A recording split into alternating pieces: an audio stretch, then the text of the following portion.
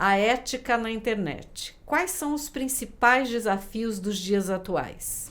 Oi, eu sou a Cláudia Cotes, terapeuta da fala, e este é o segundo episódio da segunda temporada do Pode Valorizar. Junto comigo, as fonoaudiólogas Leni Quirilos e Ana Leia Berenstein. E falando nisso, gente, eu tô me lembrando agora, né, do tanto de pessoas, não só fonoaudiólogos, claro, isso vale para qualquer profissional, que entra nas redes sociais e que oferece mundos e fundos e que diz que pode mudar a vida da pessoa. Eu vi ontem alguém falando sobre uma questão de alimentação. Ah, eu vou te trazer uma coisa que você nunca imaginou. Pode ter certeza que a hora que você seguir isso que eu tô te propondo, você vai ter o corpo que você deseja. É, claro isso que eu quero falar. Nossa, a internet e o comportamento. A falta de ética. Vamos falar sobre isso. Então, a internet tudo tem dois lados, não é? Claro. É uma maravilha, enfim, veio para revolucionar, não é? Todas as áreas, enfim, mas tem dois lados. Sim. Deu oportunidade para muita gente que não merecia essa oportunidade. Sim. E, infelizmente, grande parte das pessoas, às vezes, não tem o senso crítico de reconhecer isso. Até porque as pessoas são bastante convincentes, sim, em relação se preparam muito ao seu discurso. Para falar, né? Exatamente. E aí preparam um discurso convincente, mas que não passa disso. Né? Se você procurar o que tem por trás, se espremer, não há nada. Se espremer, não sai nada. Não tem caldo. Então, a internet tem esses dois lados e é algo que está aí, que faz parte da nossa vida. Não dá para negar. Não dá para negar, claro. É algo com o qual nós temos que lidar. Qual é, na sua avaliação, o maior problema da internet hoje?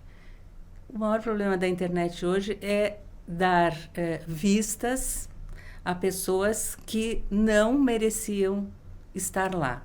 Essa superficialidade do conhecimento, essa superficialidade de propostas que são colocadas na internet de uma maneira convincente e que faz com que muitas pessoas sejam realmente enganadas por um discurso, por um conteúdo que na verdade não existe. Então, eu quero compartilhar duas coisas interessantes. Uma vez eu fiz um treinamento com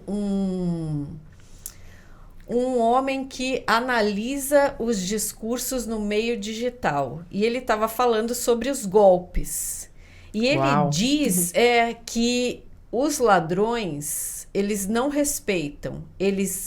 Primeiro, eles fazem uma história que toca seu coração, te desestrutura emocionalmente, e depois eles vêm com uma ordem.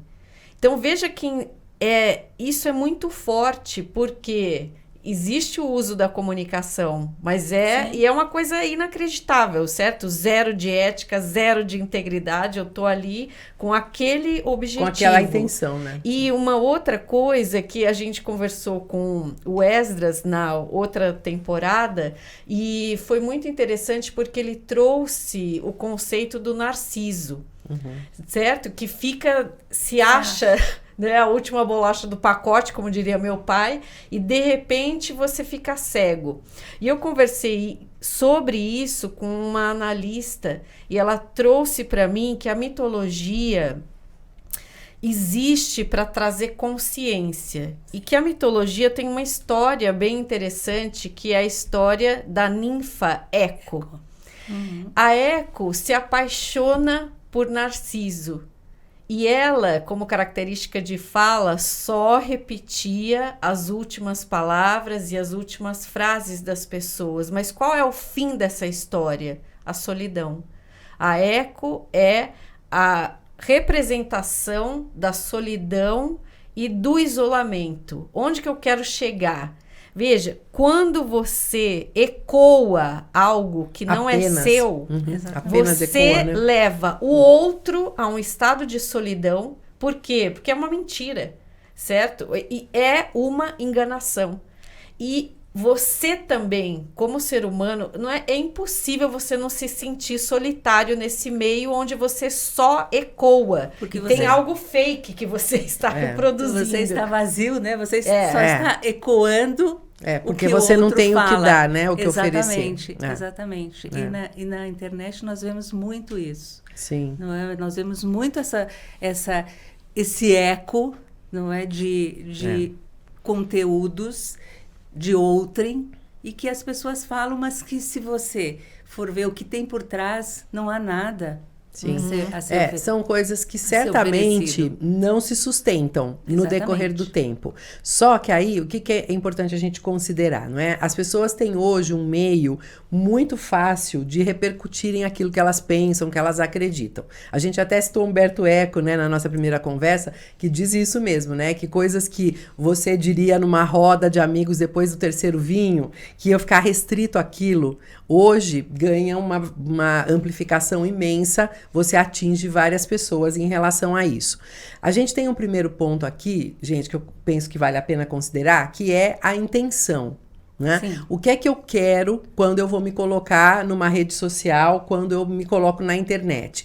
Algumas pessoas fazem isso com o desejo genuíno de ajudarem ao outro. E aí, ótimo, existe uma intenção que é forte, que é poderosa e que é ética. Outras pessoas, porém, fazem isso para se projetarem, para passarem a ser conhecidas, para conseguirem algum retorno positivo em relação a isso, do tipo, conseguir mais pacientes, se divulgar mais. É um discurso de venda. Total, de venda. Isso é um primeiro ponto que eu entendo que deve ser um crivo para quem está consumindo. Porque, gente, vamos lá, claro, se tem alguém que está lá se expondo e que está buscando uma boa intenção ou uma má intenção, a gente tem, por outro lado, aquele que vai se conectar a isso ou não. Então, um primeiro ponto que eu considero interessante da gente ressaltar e de chamar a atenção, né, das pessoas que nos ouvem é assim, pera um pouquinho, você precisa ter um critério para ver o que é que você vai consumir. O que é útil para você? O que agrega efetivamente? E a gente tem que fazer esse filtro, porque como nós falamos, muitos desses profissionais são super convincentes. Eles se treinam para isso, eles se preparam para isso. Muitas vezes eles são orientados por profissionais do marketing, de relações públicas, de várias informações que ajudam o outro a estabelecer uma conexão.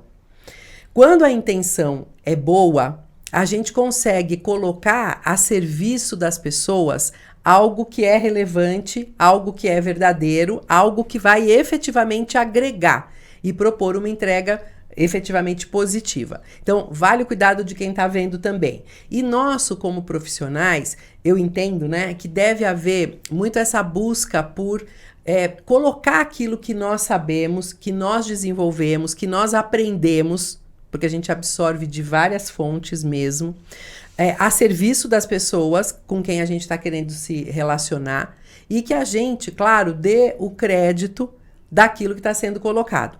Agora, eu também quero chamar a atenção e quero saber a opinião sua, Ana Léa, sua, Cláudia, com o seguinte: tem colegas que às vezes ficam muito incomodados achando que, por exemplo, estão sendo o conhecimento desenvolvido está sendo comentado, difundido, sem se falar da fonte, sem fazer referência àquela pessoa que criou aquilo.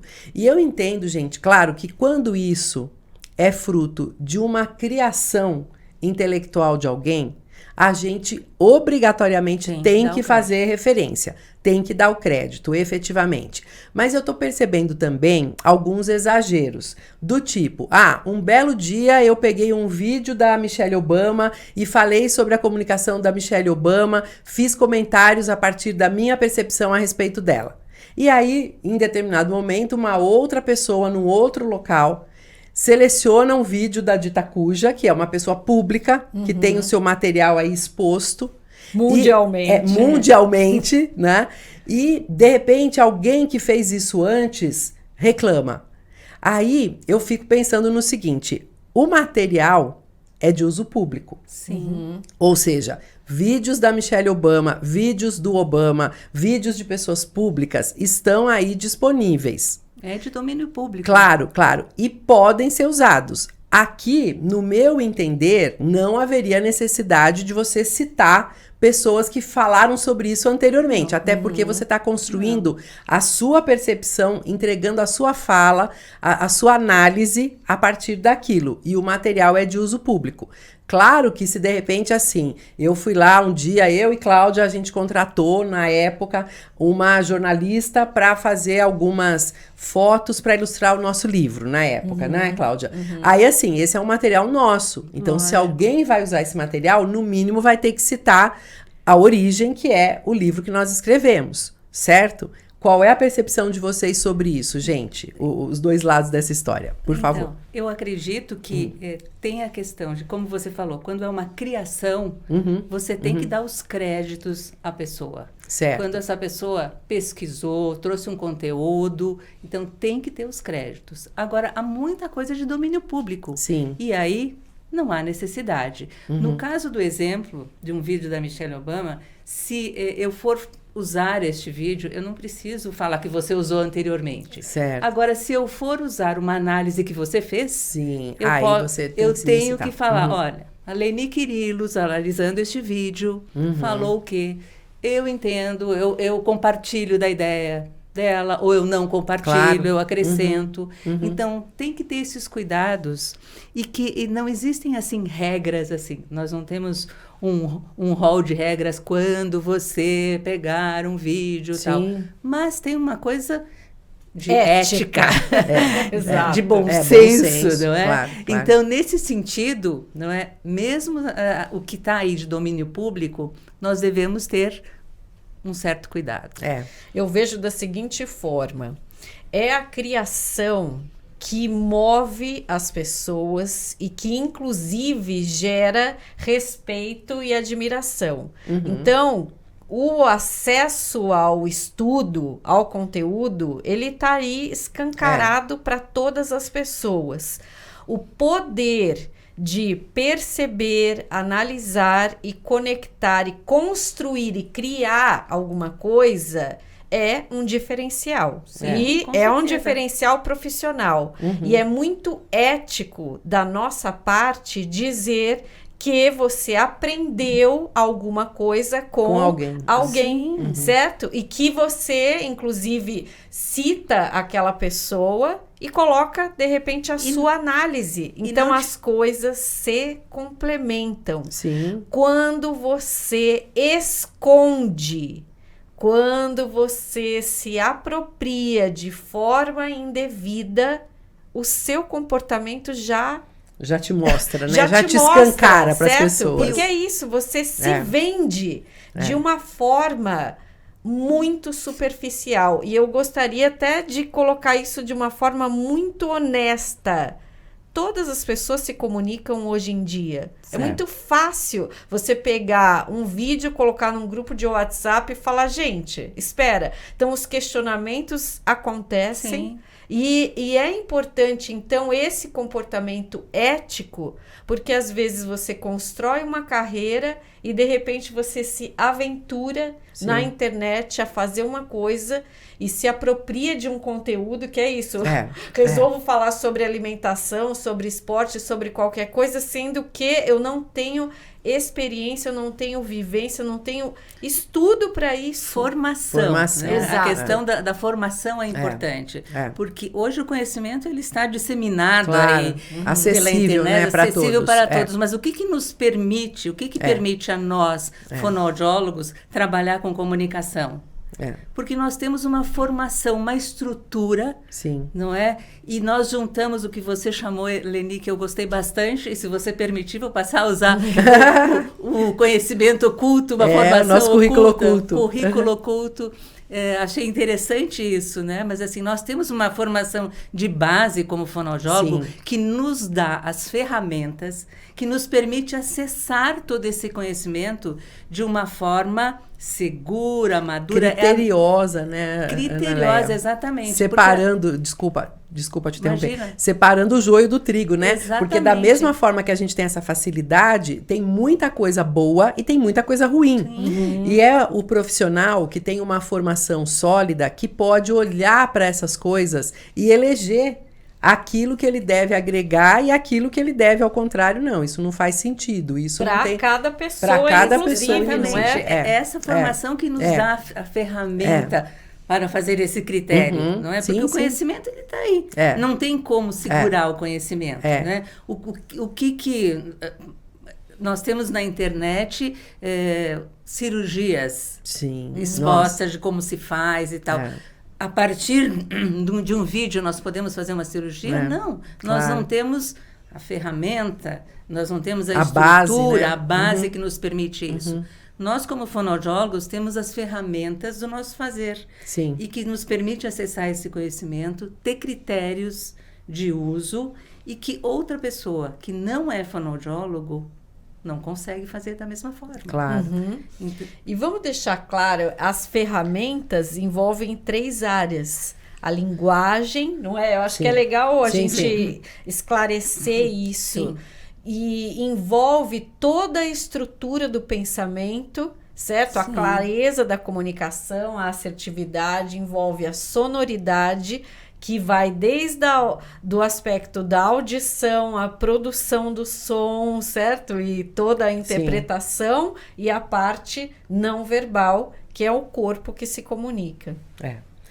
E são 3 coisas que a gente tem que levar em conta mesmo, que tem o potencial de encantar as pessoas ou de afastá-las, dependendo de como isso é utilizado, e a gente tem que ter esse critério, essa intenção clara de usar a serviço das pessoas. Naléia, você falou sobre a questão da cirurgia, por exemplo, que a gente acaba vendo muito. Esse é um segundo ponto que eu entendo que a gente precisa discutir sob esse ponto de vista aí da ética mesmo, que é a exposição de pessoas que nós atendemos. Tem colegas que colocam pacientes fazendo exercício, mostrando, ou até elogiando, e por aí vai. E aqui a gente tem algumas questões. Existem algumas pessoas, alguns pacientes nossos, vamos dizer assim, que têm dificuldades, que têm condições. Esse eu entendo que é um primeiro ponto que a gente tem que levar em conta. Como é que a gente lida em relação a isso? O que significa você expor alguém mostrando uma determinada dificuldade, tá? Esse é um primeiro ponto. E o segundo, nós 3 atendemos pessoas que, ao contrário, são pessoas que estão bem, pessoas bem colocadas, pessoas de destaque nas suas áreas de atuação, que, por conta disso, muitas vezes têm um destaque. São pessoas que são conhecidas. E eu fico pensando também nesse limite para essa exposição. Tem pessoas que me falam, nossa, você atende tanta gente importante, se você colocasse isso tudo, imagina como você ia crescer. Crescer? Eu já sou muito feliz de conseguir atrair essas pessoas, porque são pessoas que têm poder de escolha. É muito diferente, não é? Por exemplo, se você atende, claro, num serviço público, que é essencial, que é super importante, aquelas pessoas que vão procurar, elas têm direito de usarem desse serviço público e elas vão para serem atendidas. Quando a gente atende esse tipo de profissional, como a gente está fazendo referência agora, são pessoas que poderiam escolher qualquer profissional. E é uma honra quando essas pessoas nos escolhem. Eu me sinto privilegiada por ser, muitas vezes, alvo dessa escolha dessas pessoas. E entendo que eu tenho uma responsabilidade imensa, ainda maior, de preservar essas pessoas, de dar a elas o direito a essa privacidade. Claro, muitas vezes a própria pessoa coloca alguma coisa. Ok, é uma escolha dela. Agora, eu fico pensando em termos assim de colegas que acabam utilizando esse tipo de recurso para se posicionarem. Qual que é a opinião de vocês? Então, tem uma questão que eu tenho que colocar em função disso, assim, toda profissão tem um código de ética, e nós fonoaudiólogos temos o nosso código de ética, e isso está bastante claro no nosso código de ética. a questão de você mostrar o paciente, enfim. Está muito claro, Leni, no nosso código de ética, que nós só podemos fazer isso com expressa autorização do paciente, mostrá-lo, expor o nosso paciente, o nosso cliente, enfim, né? Não é só o paciente, às vezes a empresa, não é? Sim. Eu trabalho com empresa, trabalho com pessoas, com gestores, com executivos, enfim. Da mesma forma que eu não posso expor uma empresa, não posso expor um paciente, eu não posso expor uma pessoa que eu atendo. Está muito claro no nosso código de ética e, aliás, o código de ética é algo que deveria dormir conosco. Nossa, não é? Estudado, né? Conhecido, exatamente, praticado. Porque o código de ética, ele permeia o nosso fazer. Não é? O nosso, ele tem lá tudo que nós podemos e o que nós não podemos fazer muito claramente. Então, é algo que, assim, não dá para fugir disso, porque nós temos que conhecer o nosso código de ética e ele está muito claro em relação a essas questões. Em relação a expor como forma de atrair, não é? Sim. Provavelmente os nossos clientes nos escolhem justamente por essa nossa... Também por esta característica, não é? O fato de você expor o teu trabalho, você pode expor como uma forma... Antes nós falamos de expor o trabalho para ter um retorno, não é? Não é algo do mal ter um retorno, até porque nós trabalhamos... É um trabalho, não é? Sim, Tem que claro. ter um retorno, nós vivemos da nossa fonoaudiologia, do nosso fazer da fonoaudiologia. Mas quando isso é feito com integridade, com honestidade, enfim, com ética, o retorno ele vem automaticamente. Não é? Você não precisa transpor essa linha da ética para ter este retorno. Então, estas questões da exposição, enfim, elas podem ser feitas desde que com a expressa autorização, não é? E realmente na medida do nosso código de ética. No próximo episódio, o nosso discurso nos coloca no mundo. Você cuida da sua fala? Até lá!